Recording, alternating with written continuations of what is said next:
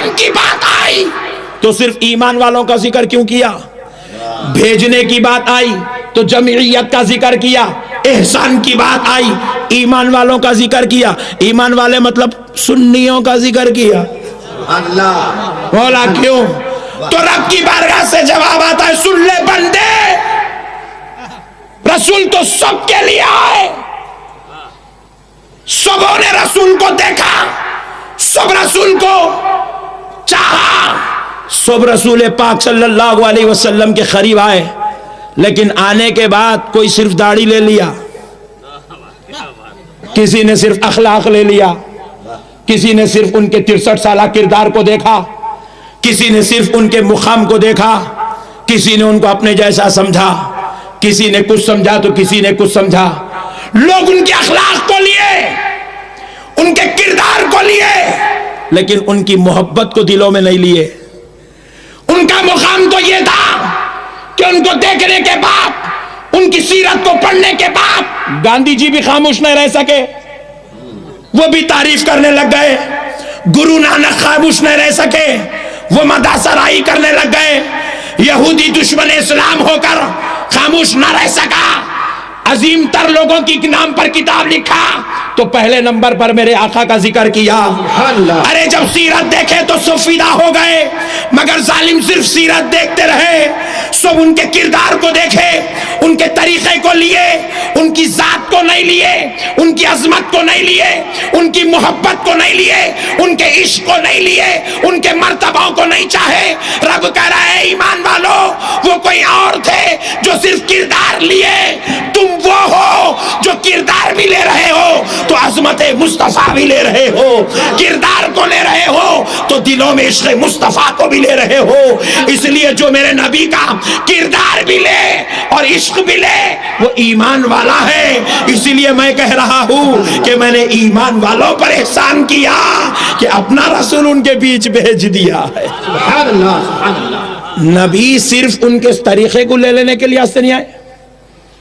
कई लोग आज 7 मुट्ठी दाढ़ी छोड़ रहे हैं। सुन्नत, मैं पूछा किसकी? सुन्नत बोले तो तरीका किसका? नबी का तो नहीं हो सकता। नहीं हुआ क्या, हमारे हैदराबाद में मेरे घर की रजिस्ट्री कराने रजिस्ट्रेशन और रजिस्ट्रार के पास पहुंचा, रजिस्ट्रेशन ऑफिस, तो एक साहब काउंटर पे बैठे हुए, सब रजिस्ट्रार है। मैंने कहा अस्सलाम वालेकुम, मुंडी उठाए वालेकुम अस्सलाम। मैं देखा तो डर गया। मैं बोला ये क्या है? कॉलर लगा के दाढ़ी अंदर डाल ली। मैं पूछा ये क्या है? बोले मौलाना दाढ़ी है। तो फिर अंदर का ही गू? तो बोले नहीं बहुत बड़ी है। तो मैंने कहा जरा निकालो तो सही। तो यूं हाथ डाल के यूं यूं निकालो तो यहां तक आई। मैं परेशान होकर पूछा तो फिर है तो अंदर का ही गुदा ले? तो बोले नहीं मौलाना लोग देख के डर जाते। तो मैं बोला बेवकूफ सुन ले, जिसको देखकर लोग डर जाए वो सुन्नत मुस्तफा नहीं हो सकती। जिसको देख के कलमा पढ़ ले वो सुन्नत मुस्तफा होती है।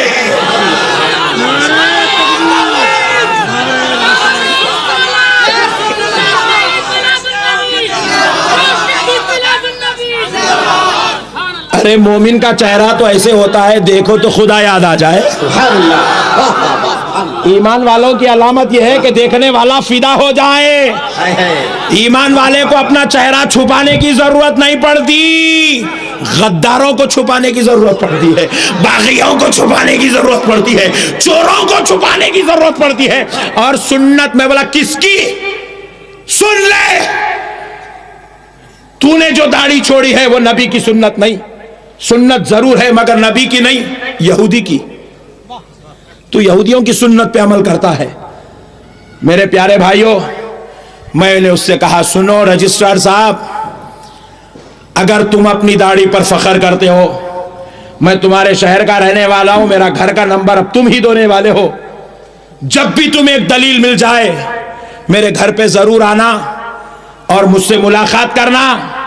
अगर दलील तुम सही तरीके से हदीस के हवाले से ला लिए, मैं भी तुम्हारे जैसा दाढ़ी छोड़ने को तैयार हूं।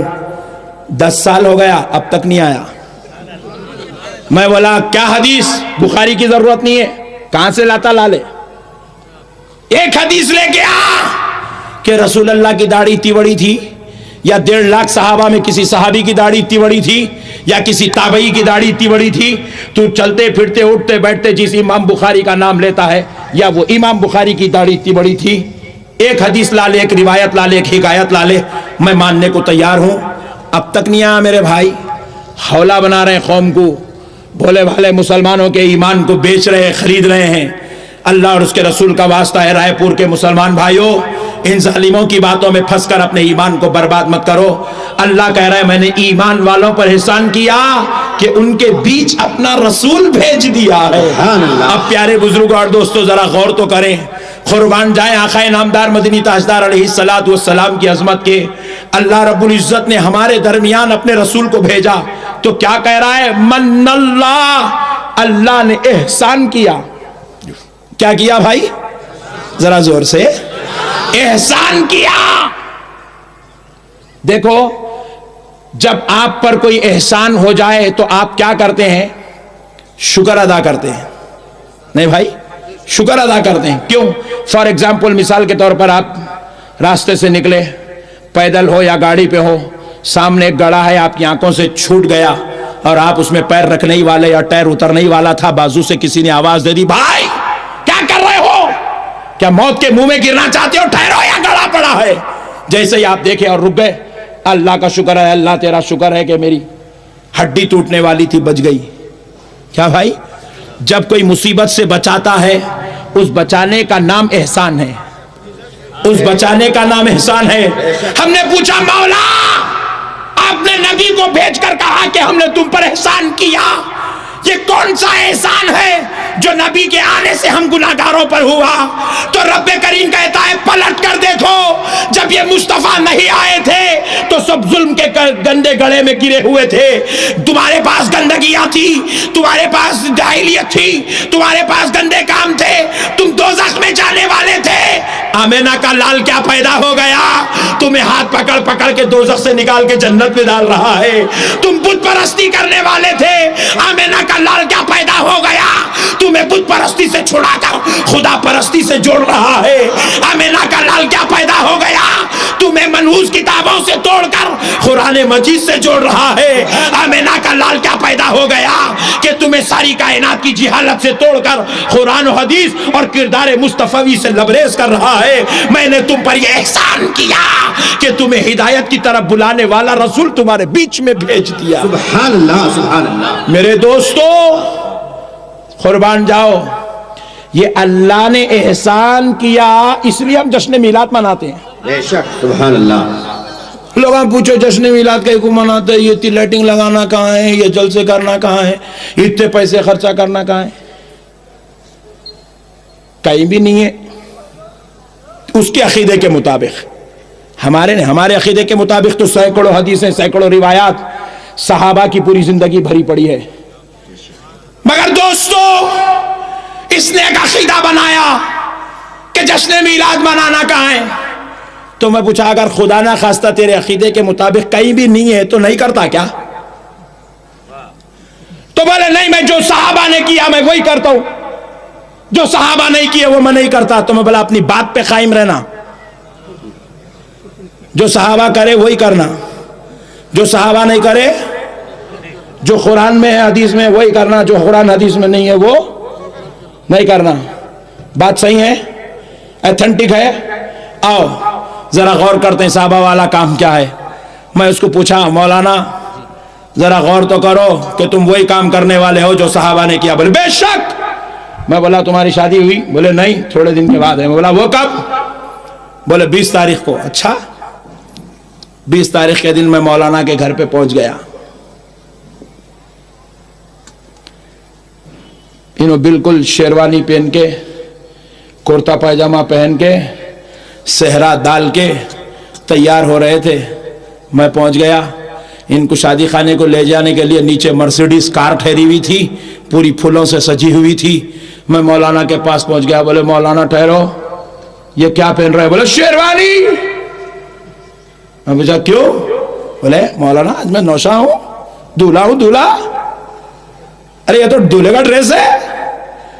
तो बोला 15 दिन पहले तूने कहा था कि तू वही काम करेगा जो सहाबा ने किया था। तो सहाबा मिलाद नहीं मनाए तो तू नहीं मनाया था, और जो काम सहाबा करेंगे तूने वही काम करने का वादा किया था। मैं बोला इतना शेरवानी उतार। पूछा क्यों?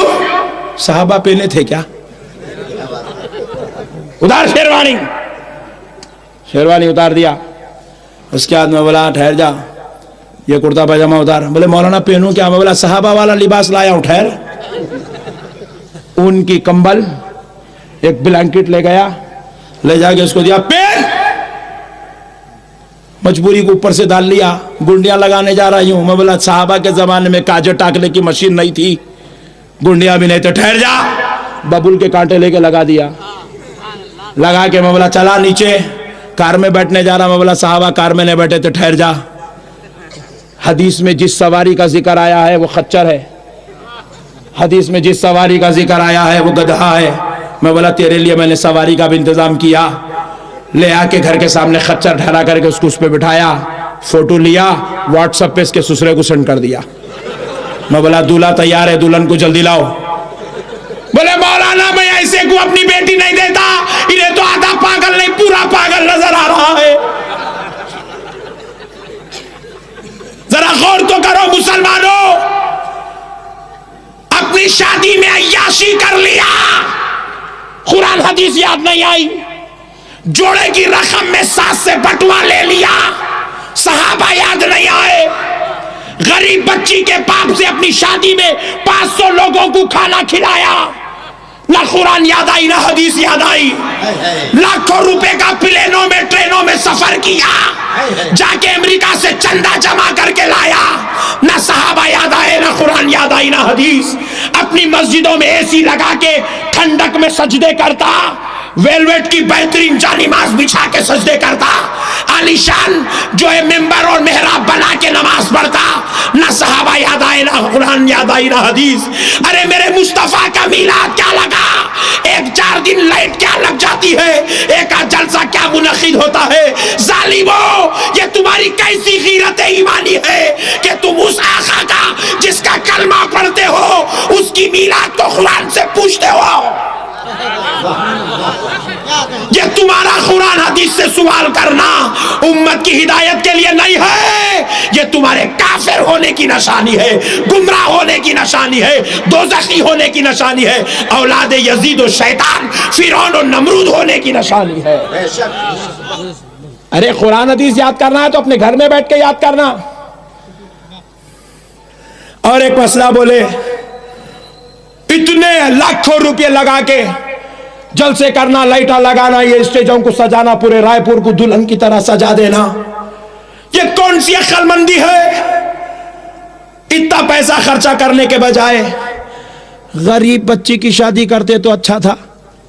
यहां पे बोले, यहां नहीं बोलते, हर जगह बोलते, अमेरिका में बोल रहे, रायपुर में क्यों नहीं बोलेंगे?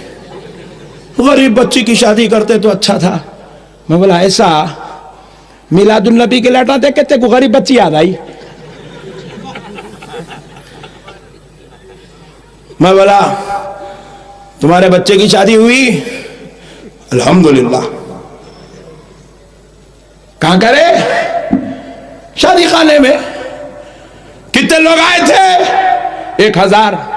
कितना खर्चा हुआ? 4 लाख। मैं बोला कितने बड़े जालिम हो तुम, 4 लाख रुपए आपने काले बेटे के वलीमे में खर्चा कर दिए, नाफरमान बेटे के ऊपर इतना खर्चा कर दिया, 1000 लोगों की दावत किया। क्या साहब आपने वलीमे में 1000 लोगों को बुलाए थे? क्या कुरान में कहीं जिक्र है 1000 लोगों का वलीमा किया जाए?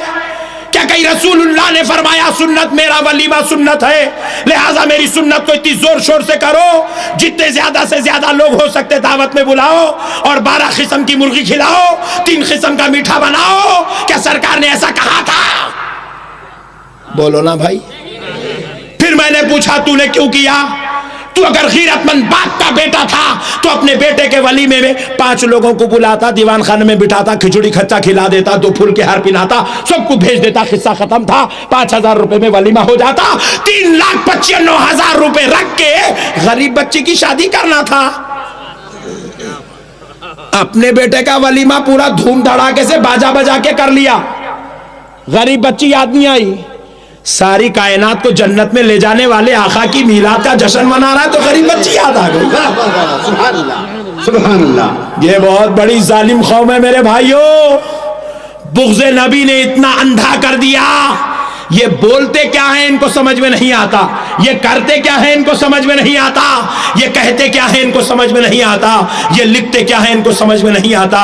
इसलिए अल्लाह कह रहा है ईमान वालों